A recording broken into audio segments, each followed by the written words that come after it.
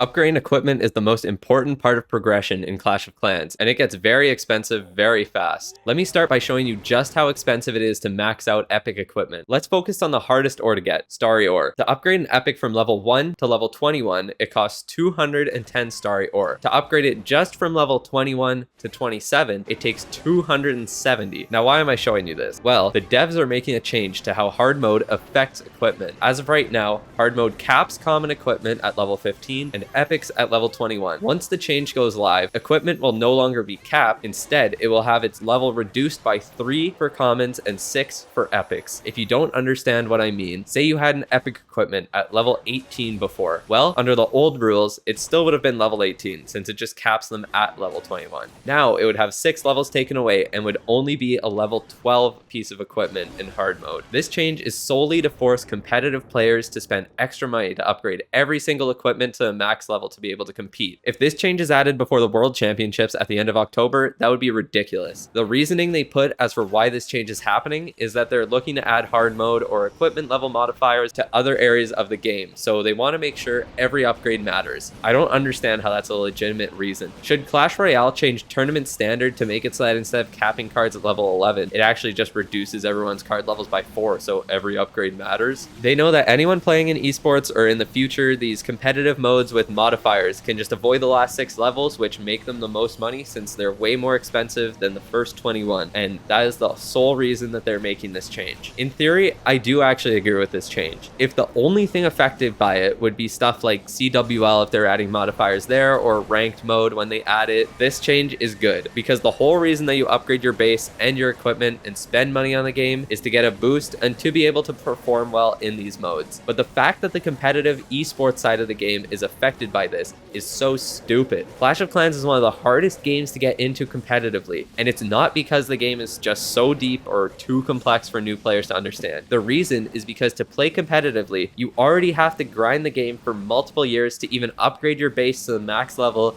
and get your equipment to high enough level to play in the esports scene as it is. On top of that, every 2 months, you have new equipment that's released that will most likely be overpowered, and you will have to upgrade if you want to play at the highest level. If you're as efficient as possible, you can farm enough ore to get an equipment to level 21 in about a month. But to get it from level 1 to level 27, it takes 64 days, where you have to win every single war. Every single war that you draw in those 2 months adds about a day to that total time it takes. So even if you don't have any other equipment to max out, you will most likely need to spend money to be able to max out that new equipment right when it drops. Hopefully the new changes coming with the ranked mode will be huge and reduce that upgrade time by a fair bit to offset the change at least. By the way, if you haven't done it yet, please subscribe. Big thank you to everyone who's been supporting me, and I recently started streaming and I want to give a huge shout out to everyone who's donated to me. Thank you to Clashing Up, Supreme Creep, Batty, Michael, and some guy named BD Legend, whoever that is. Seriously though, BD commented on my Hammer Jam video, so I knew he saw my channel, but coming into the stream to say hi and donating is just really cool to see. Personally, I like supporting smaller creators. I'm not biased at all here, but to see the Clash of Clans community doing the same is really motivating me to work harder and grow my channel. Thank you to everyone who's donated again, and also a shout out to Shock who added me on Discord to talk about base building, as well as all you guys who have been super active in my streams and on Discord. Oh yeah, by the way, I have a Discord now. It'll be the first link in the description, and I'm slowly building it up, and I have a channel for suggestions, so please let me know what you guys want to see there now, and let's get back to my rant. So the reason that I'm so mad about these changes is because I love esports, and whatever game I play, I get super invested into their esports scene. I've been following Brawl Stars esports for the past few years, and being able to learn from the pros has been really helpful. I'm excited for the Clash of Clans Worlds coming at the end of the month as well, but it sucks that if I ever plan on getting into the competitive scene and attempting to play at that level, I'll have to grind for at least the next year before my account is even close to the point where it's possible to compete. I think competitive needs to be as accessible as possible for it to grow and become profitable, because I can guarantee that they lose money on it right now. Every esports league loses money. The advertisers are just not there, and unlike real life sports, you don't have in-person fans supporting you. Of course, Worlds is going to be in person, but one tournament is not enough to support everything across the course of a year. If the devs want Clash esports to grow, this change is moving in the complete wrong direction. There's already a huge time sink or monetary cost required to play in competitive Clash of Clans, and this change is just making that even worse.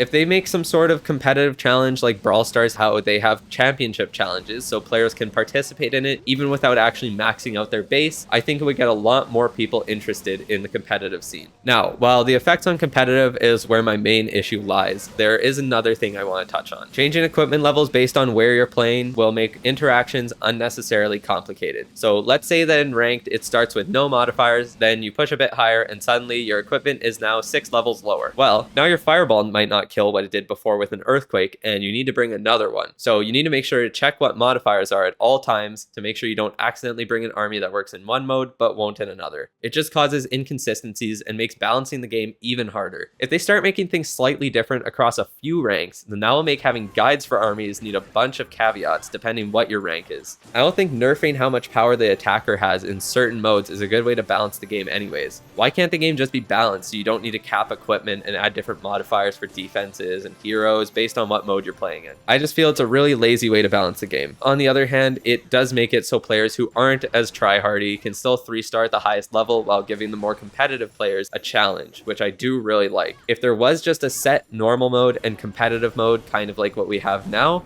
I'm completely fine with that. But every different modifier in between just causes everything to interact differently, and I'm concerned it will overcomplicate attacking. I really hope it works out well, but at the end of the day, it's clear this is a move that is purely for money, and I really wish the devs would just be honest about it instead of pretending it's actually going to benefit players somehow. Since we are already on the subject of equipment, I wanted to also go over the guide I previously released on equipment and clarify a couple of things. I had a lot of comments telling me how I rated certain equipment too low because they can use it to 3-star, so clearly that one's the best, but I think that's missing my point. My tier list wasn't made to tell you what works and what doesn't. I guarantee that you can get 3 stars on maxed out bases with every single equipment in the game. The point of the guide was to let people know what the most used and most versatile equipment are. Anyways, luckily for me, there was an amazing post on the Clash of Clans Reddit that happened to compile data from 100 defenses this player took, showing which equipment was used in High Legends League. Now, I just want to compare it to my tier list to see if the data lines up with my rankings, but keep in mind that my rankings were also based on how often the equipment was used in pro play, which I will touch on with specific equipment. If we start from the top, we see that the Barb King's most used equipment was the Spiky Ball and Earthquake Boots combo by a huge margin. I placed the Spiky Ball in the amazing value tier, and honestly, I think it should have been an always upgrade tier.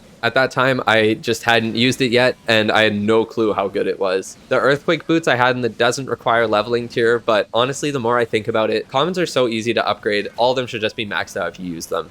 You can just leave those 2 equipment as the final ones to max out of the 8 that you're using in your main army. The Earthquake Boots do get most of their boosts at the lower levels anyways, so you can just upgrade them to around level 9 or 12 and you'll get really good value out of them. Now, here's something that you might think I got wrong. The Giant Gauntlet and the Snake Bracelet have similar usage rates, but the Snake Bracelet was placed in the amazing value tier and the Giant Gauntlet was put into the has better options tier. So what's going on? Well, there's a couple of reasons. The Snake Bracelet is much better in hard mode, where it provides constant healing and tanking throughout the attack. It's also very underrated by a majority of players. Even when I saw it at first, I thought it was one of the worst in the game, but if you watch any esports tournament, you'll see why it's ranked so high. The Giant Gauntlet is also not a bad equipment by any means. It's just outclassed by the Spiky Ball and Earthquake Boots combo. If the Spiky Ball was not in the game, I guarantee the Giant Gauntlet would take its place. The last 3 have their placements for a reason. What can I say? Shout out to the one person using the Barb Puppet in High Legends. That's impressive. For the Archer Queen, the 2 commons I put in amazing value have higher usage than the action figure that I said you should always upgrade. People seem to really be against using the action figure with the giant arrow, but trust me, it's ridiculous how strong it is. Especially if you're a strategic rusher like me, then you get a lot more value out of the action figure than the healer puppet.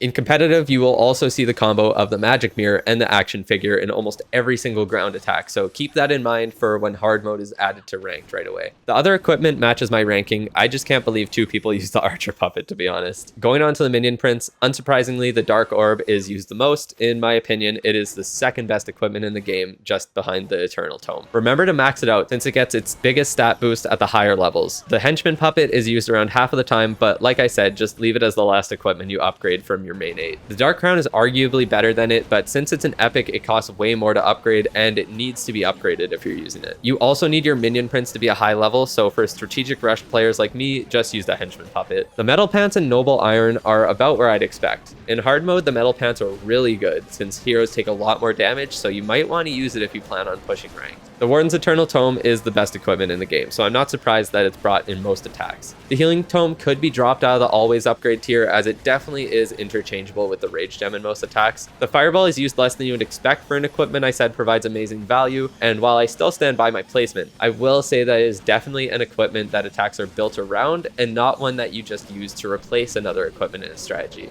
So it's definitely not as versatile as other equipment in this tier. The other 3 equipment's usage lines up with their ranking perfectly. Stop trying to tell me the Torch is good, it's just a waste of war. Last, and certainly not least, the RC with the Electro Boots. Very deserving of being at the top of my ranking, and the usage proves it. The Rocket Spear is used a lot more than the Haste Vial, and that does make sense. It definitely is the better equipment. The only thing is that it's an epic, and the Haste Vial is common, which makes it way more accessible. The other 3's usage rates match my placements, but I just don't get why someone would use the Royal Gem. It is by far the most useless equipment in the game. So that's it for the comparisons, but they did also have some really cool data in here showing the usage of each hero and in what type of attack. So what really stands out to me here is that the Warden is never left behind, which makes a lot of sense. Support is so important in this game, and there is no other hero that provides the type of support that he does. The other thing is that the Minion Prince is almost never brought to ground attacks, but the Barb King is brought a third of the time to air attacks. I think people just sleep on the Minion Prince in ground attacks, but then again, the Barb King with the Spiky Ball and Earthquake Boots is insanely strong. If you enjoyed the video, please subscribe. I know it was a weird one, but I've been busy this week, and I've also been streaming daily, which does cut into the time I have to make videos. If you want to catch a stream, make sure to come by when the update drops on Monday, as I'll be making a brand new free-to-play account so I can start making content on how to strategic rush from start to finish. Also, make sure to join the new Discord link below, and have a great rest of your day.